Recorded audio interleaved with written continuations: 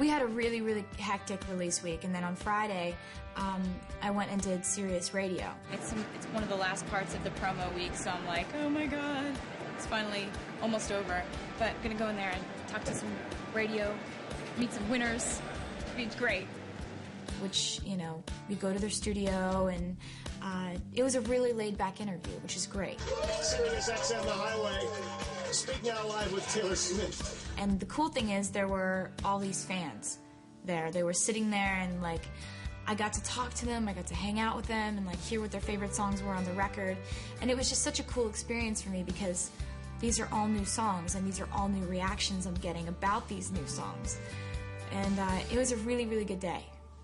You just said, as the song started playing, this is the first time you heard Back to December on the radio. It's really excellent to hear it play on the radio. I'm so excited. Hearing some of the songs from Speak Now on the radio for the first time was such an amazing experience because that's an album that I put everything into. And thinking about that, thinking about those songs being broadcast out there for anyone to hear, that's a big thought to wrap your mind around. At some point there was an impromptu dance party that began, and I think it started with the photographer who decided that he was like gonna dance to the songs as they were playing on the radio, and then I decided that he looked like he was having fun, so I started dancing with him. And then some of the fans decided they wanted to dance too, and then it became like me and then the little girls dancing, and it was just one of the coolest parts of the week for me because it was like that's one of the reasons why you make music, so people can dance to it. I love being reminded of that. We had one final surprise for the fans on release week, and that was I wanted to see what would happen if I tweeted that we would be somewhere and then show up and see who else showed up. So we have something pretty sneaky up our sleeves. I'm going to do a surprise performance on Hollywood Boulevard, and right now I'm going to tweet it to my fans an hour ahead of time. So I did. I said if anybody's going to be on Hollywood and Highland in an hour, my band and I might see you.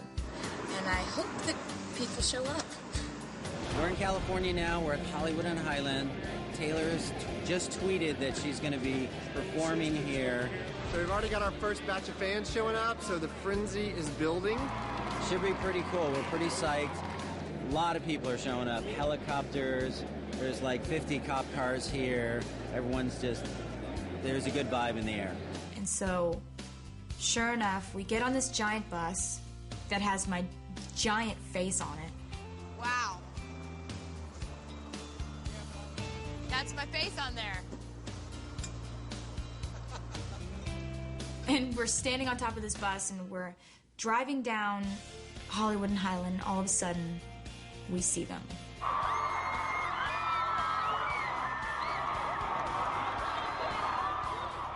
I thought that maybe 30 people would end up showing up, and it was a lot more than 30, which blew my mind.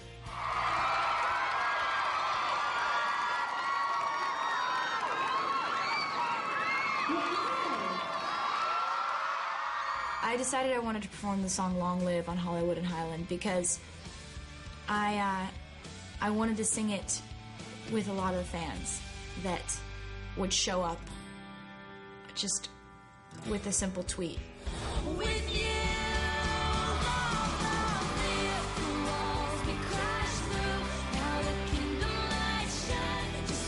I initially wrote the song backstage in the changing room. Every single time I'd be like ready to go out for the encore on the Fearless tour, I had this melody in my head,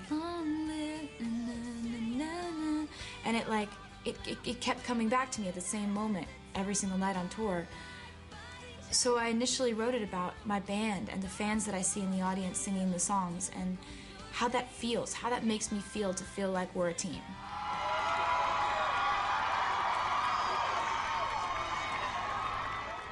There was a major traffic jam caused by our little event, our little incident on Hollywood and Highland.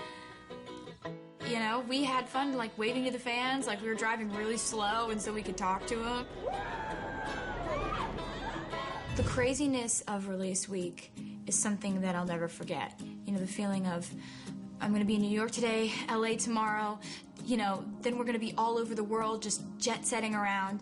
It was such an insane, fast-paced week of my life, and I'm so glad that we captured it on film. Watching it on Thanksgiving, after all of this has happened, and after the fans have done so much for me, after the fans went out and bought over 1 million copies of that record in the first week, having all of that in my mind and knowing all of that, watching the Thanksgiving special of how it all began with this record was so emotional for me, and I couldn't help but be so thankful and so appreciative and grateful that I get to do this, and I hope the fans like the special as much as I liked making it.